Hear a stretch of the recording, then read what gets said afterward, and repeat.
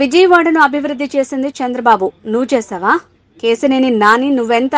నీ బతికెంత? జగన్ను చెల్లి చీకొట్టింది, నానిని చిన్ని చీకొట్టాడు. కండువా కప్పుకోకుండానే కేసినేని నానికి సీట్ ఇచ్చారంటేనే ఆ పార్టీ పరిస్థితి ఏంటో అర్థమవుతోంది. నిన్నటి వరకు కేసినేని నాని వెంట ఉన్నారు. నాని పార్టీ మారితే తిరస్కరించారు. కేసినేని నానిని తిరస్కరించిన కార్యకర్తలకు సెల్యూట్. జగన్ దగ్గరికి వెళ్లినప్పటి నుంచి కేసినేని నానికి కౌంట్డౌన్ మొదలైంది అని బుద్దా వెంకన్న అన్నారు. నువ్వెంత, నీ బతికెంత? నువ్వు చంద్రబాబు గారిని నిన్ను పోలుస్తావు. అమ్మవారి గుడి డెవలప్ ఎప్పుడైందండి? పుష్కరాల ప్రాంతంలో అయింది. పుష్కరాలు ఎప్పుడైందండి? చంద్రబాబు నాయుడు గారు ముఖ్యమంత్రిగా అయింది. అంటే అభివృద్ధిలో ఒక ముఖ్యమంత్రి పాత్ర ఉంటుంది, కానీ మరి ఒక ఎంపీ పాత్ర నేను అభివృద్ధి చేశాను విజయవాడ నగరాన్ని అని చెప్పుకునే సైకో ఇతను భలే కుదిరిందండి. ఆ జగన్మోహన్ రెడ్డినేమో చెల్లి చీకొట్టింది, ఈ నానినేమో చిన్ని చీకొట్టాడు. అక్కడేమో చెల్లి చీకొట్టింది, ఇక్కడేమో తమ్ముడు చీకొట్టాడు. ఈ రెండు సైకోలు కలిసి పార్టీలోకి వెళ్ళారు.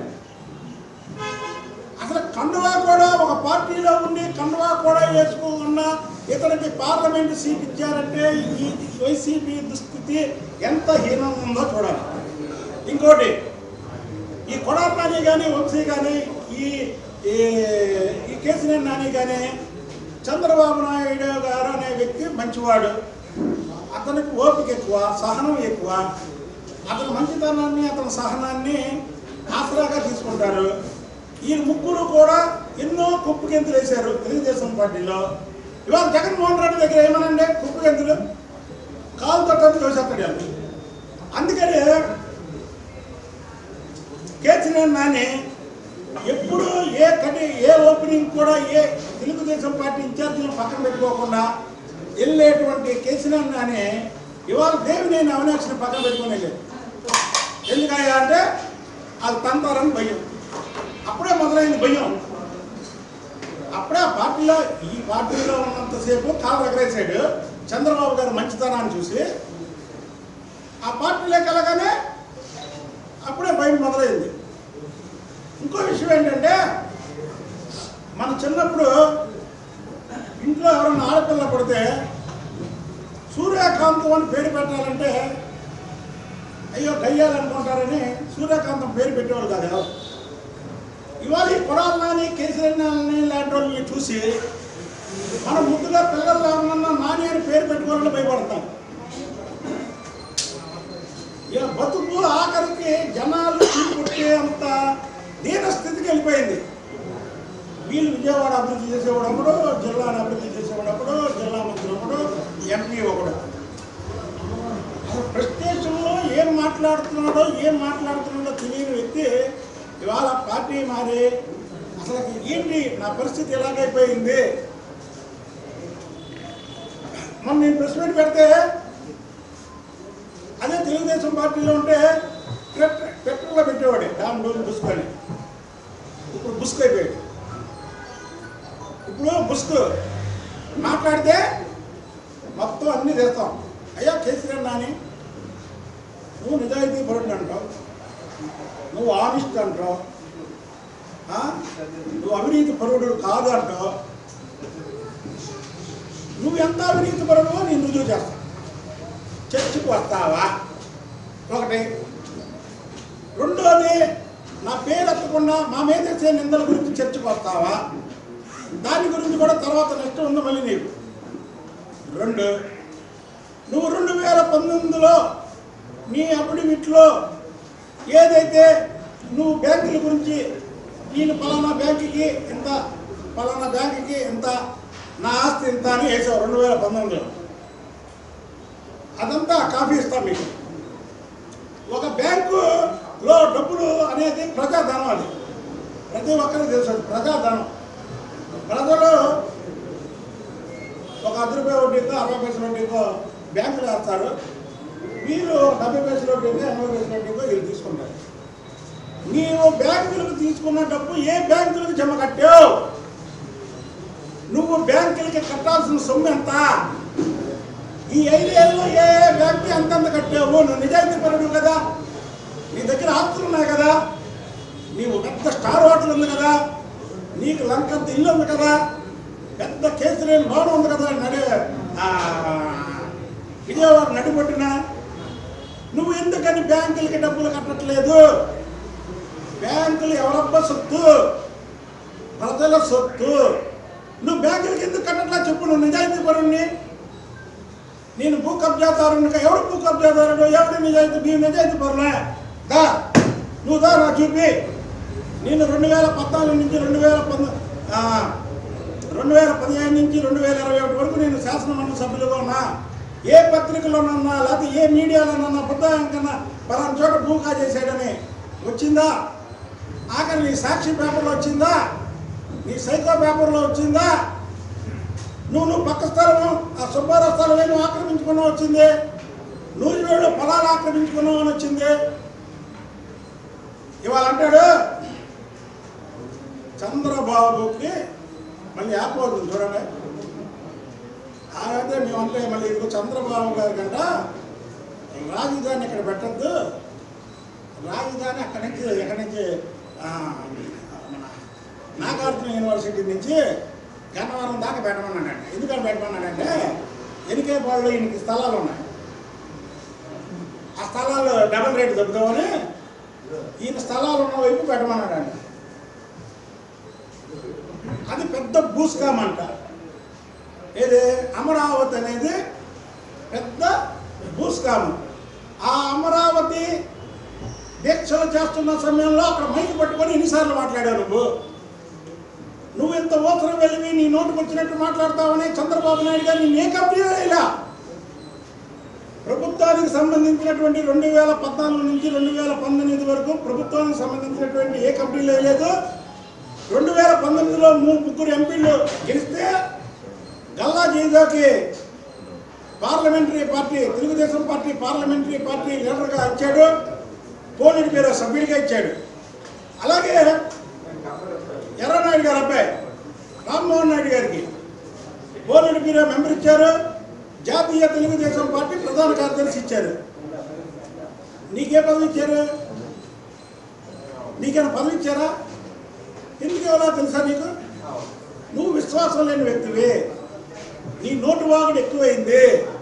ఏదో అందరితో పాటు సీట్ ఇచ్చాం కానీ వీడిని ఇంక ఎంకరేజ్ చేయకూడదు అనే ఒక తలంపుతోనే నీకు అవలా. 2 ఎంపీలకి పక్కనున్న ఎంపీకి ప్రభుత్వంలో ఆ రోజు 2014 నుంచి 2019 అన్ని కమిటీల్లో స్థానం ఇచ్చి తర్వాత ప్రభుత్వం పోయిన తర్వాత కూడా పార్టీలో పొజిషన్ ఇచ్చి ఫ్లోర్ లీడర్ ఇచ్చి నీకు కనీసం ఏ పదవి లేదంటే నీ నోటుతో అన్నం పెట్టించేనే కొడుకుతో తిన్న ఇంటి వాసాలు లెక్క పెడతావు, తల్లిపాలు తాకి తల్లి రొమ్మును గుద్దుతావు. కాబట్టి నిన్ను చంద్రబాబు నాయుడు గారు దూరంగా పెట్టుకొచ్చాడు. తిరువూరు సభకి నిజం నువ్వే పెట్టావు. పెట్రోల్లో ఏమి నన్ను రావద్దన్నారు, నా జోక్యం కలెక్ట్ చేసుకోవద్దన్నారు. నువ్వు మంచివాడు అయితే ఎందుకు చేసుకోవద్దంటారు? ఎవరికైనా చెప్పారా? నువ్వు తిరువూరు వెళ్ళి 50 నిమిషాలు వీరంగం చేసావే తిరువూరు పార్టీ ఆఫీసులో. ఒక దళిత వర్గానికి చెందినటువంటి వ్యక్తి దాదాపు 50 లక్షల రూపాయలు ఖర్చు పెట్టుకొని పార్టీ ఆఫీస్ కడితే అందులోకి వెళ్ళి వీరంగం చేశాడు. ఏ తాడేపల్లి ప్యాలెస్కి వెళ్ళాక మనం వీరంగం చేయలేదు. అక్కడ ముడ్డు మీద పడతారు అక్కడికి వెళ్ళి చేస్తే.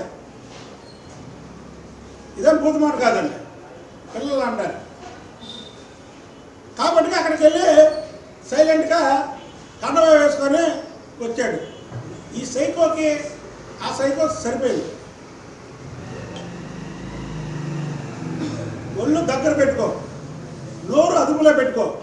నువ్వు తెలుగుదేశంలో ఉన్నంతసేపు ఏం వాగినా మేము సహనం ఓర్పు పట్టాం. మా నాయకుడి గురించి, మా బాస్ చంద్రబాబు గారి గురించి, అలాగే యువ నాయకుడు లోకేష్ బాబు గారి గురించి ఇక మేము సహనం పట్టాం.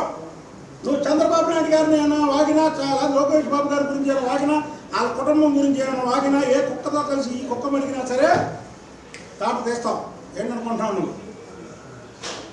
తెలుగుదేశంలో ఉన్నంతవరకు నువ్వేం మాట్లాడినా నేనేం మాట్లాడాలా వదిలేసావు మా బాస్ గురించి. ఇవాళ నీ పని అయిపోయింది. ఎప్పుడైతే జగన్మోహన్ రెడ్డి కడప తెచ్చావో ఆ రోజే ఆ తాడేపల్లి ప్యాలెస్కి వెళ్ళినప్పుడు నువ్వు అయిపోయింది. 60% లాగుతాడంట, 60% లాగుతాడంట. మొన్నటి వరకు కేసీనేని నాని వెనకాతలు తిరిగిన వాళ్ళే ప్రతి ఒక్కరు స్టేట్మెంట్ ఇస్తున్నారు. సిగ్గుపట్టలేదా నువ్వు? మేము పార్టీ, మేము తెలుగుదేశం పార్టీ, అందరికీ అభినందనలు తెలుపుతున్నా నేను. కేసీనేని నాని వెనకాతలు ఎన్నాళ్ళు తిరిగినా మీ పార్టీ, కేసీనేని నాని మనుషులం కాదన్నారు చూసారా, ప్రతి ఒక్కరికి సెల్యూట్ చేస్తారా, అదే తెలుగుదేశం పార్టీ. ఇది చంద్రబాబు నాయుడు గారి నాయకత్వం మీద నమ్మకం ఉండి ఉంటారు. యువకుల పాదయాత్ర మీద రూపాయి ఖర్చు పెట్టకుండా లక్షలాది మంది వచ్చారంటే లోకేష్ బాబు పాదయాత్రకి లోకేష్ బాబుకి ఏం సంబంధం? అవాలేమో నన్ను పిలవలేదు, నాకేమీ ఇవ్వలేదు అని లోకేష్. అయితే ఒకటి, చంద్రబాబు గారు కొద్దిగా అమాయకం, కొద్దిగా మగవాటం ఉంది. కానీ లోకేష్ బాబు నాయకత్వంలో మగవాటాలు ఉండవు. ఇలాంటి ఓసర వెళ్ళి ఎక్కడ పెట్టాలో ఆయనకి తెలిసే యువకాలం పాదయాత్రకు రానిలా. ఎందుకంటే యువకాలం పాదయాత్ర ఒక సంకల్పంతో జగన్మోహన్ రెడ్డి అనే వ్యక్తిని అంతం చేయాలని కుప్ప నుంచి వాళ్ళ తండ్రి గారు ప్రాతినిధ్యం వహిస్తున్నటువంటి కుప్ప నుంచి మొదలుపెట్టిన పాదయాత్రలో ఇలాంటి సైకోలు, ఇలాంటి ఓసరవల్లు ఈ పాదయాత్రలో పాల్గొనకూడదు. వీళ్ళకి ఎంపీ పదవున్నా సరే స్వచ్ఛమైన వాళ్ళు, నీతి నిజాయితీ పనులు, బ్యాంకులకు డబ్బులు ఎగ్గొట్టిన వాళ్ళు, ఎగగొట్టిన వాళ్ళు, భూ కబ్జా చేయని వాళ్ళు, మంచి వాళ్ళే ఈ పాదయాత్రలో పాల్గొనాలని ఒక పార్లమెంట్ మెంబర్ను కూడా పక్కన పెట్టినటువంటి నాయకుడు లోకేష్ బాబు గారు. అందుకే కొత్తలు ఆడిపోతున్నాడు. కేసీఆర్ నాని ఏ రోజైతే జగన్మోహన్ రెడ్డి తాడేపల్లి ప్యాలెస్కి వెళ్ళావో ఆ రోజు నుంచి నీ కౌంట్ డౌన్ మొదలైంది. నాకు తెలిసి జగన్మోహన్ రెడ్డి మెంటాలిటీకి ఈ నాని మెంటాలిటీకి ఎలక్షన్ వరకు ఉంటారని కూడా నాకు అనుకోవట్లా. ఎందుకంటే ఇద్దరికి సైకోలే కాబట్టి అప్పటి వరకు ఉంటారని కూడా నేను అనుకోవట్లేదు.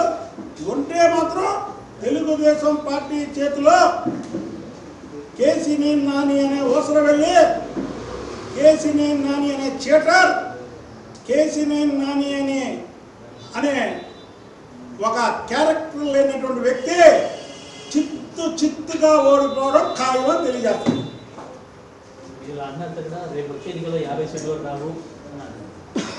చెప్పా కదా తమ్ముడు, ఆ కేసీఆర్ మోహన్కి నా బొద్దా భవన్కి పందెం అంటలా. మన పందెం అంటే తప్పుడు కేసు పెట్టి లోపలేస్తాయి. ఇచ్చుకుందాం, మార్చుకుందాం. మళ్ళీ అసలు చంద్రబాబు గెలిస్తే విజయవాడ స్పష్టం చేస్తారు అని. మళ్ళీ చంద్రబాబు గారు గెలిస్తే, చంద్రబాబు నాయుడు ఒకవేళ ముఖ్యమంత్రి అయితే విజయవాడని స్వస్థలంగా మార్చారని విజయవాడ చంద్రబాబు నాయుడు గారు ముఖ్యమంత్రిగా ఉన్నప్పుడు ఫోటోలు ఒకసారి తీయండి. చంద్రబాబు నాయుడు గారు ముఖ్యమంత్రిగా అయిన తర్వాత ఫోటోలు పెట్టండి. చంద్రబాబు నాయుడు గారు ప్రభుత్వం పోయిన తర్వాత 2019 నుంచి 2024 వరకు ఫోటోలు పెట్టండి. చంద్రబాబు నాయుడు గారు హయాంలో ఆ 5 ఏళ్ళలో విజయవాడ అభివృద్ధి జరిగిందా, లేకపోతే అంతకు ముందు జరిగిందా, లేకపోతే ఆ తర్వాత జరిగిందా? రమ్మనండి, చర్చకి రమ్మనండి. నిజంగా కేసీనేని నాని లాంటి సైకోలు ఉంటే పార్టీలో ఎంపీగా ఉంటే నిజంగా శ్మశానంగా మాత్రం చంద్రబాబు గారు ఏదైనా ఇద్దామన్నా వద్దంటాడు లోపల. అతను సైకో మెంటాలిటీ. ఎదుటి మనిషి పచ్చగా ఉంటే చూసి ఊరుకోలేడు. రేపు విజయవాడ బాగుపడుతుందన్నా ఊరుకోడు. కేసీఆర్ నానికి తెలుసు, బాబు విజయవాడ అభివృద్ధి అయిందో శ్మశానం అయిందో. కేసీఆర్ నాని ఆయన మాట్లాడినటువంటి 10 రోజుల ముందు ఒకసారి వీడియో తీయండి. ఈసారి చూపిస్తాను పని డేట్ చూపిస్తా. 10 రోజుల ముందు వీడియో. జగన్మోహన్ రెడ్డి అసలు లాస్ట్ అండ్ ఫైనల్ అండి, కండవా వేసుకోకుండా 10 రోజుల ముందు జగన్మోహన్ రెడ్డిని తిట్టినటువంటి కేసీఆర్ నాని కన్నా సిగ్గుండాలా టికెట్ తీసుకోవడానికి. అలాంటి వ్యక్తికి తిట్టి అసలు జగన్మోహన్ రెడ్డి రాడు అన్నటువంటి వ్యక్తికి టికెట్ ఇవ్వడానికి జగన్మోహన్ రెడ్డి కన్నా సిగ్గుండాలి. ఇద్దరికి లేనప్పుడు ఈ రోజుకి ఇదే తందుకుంటారు.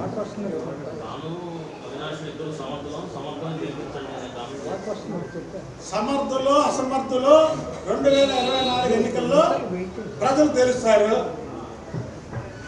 తొందరలోనే ఉన్నాయి.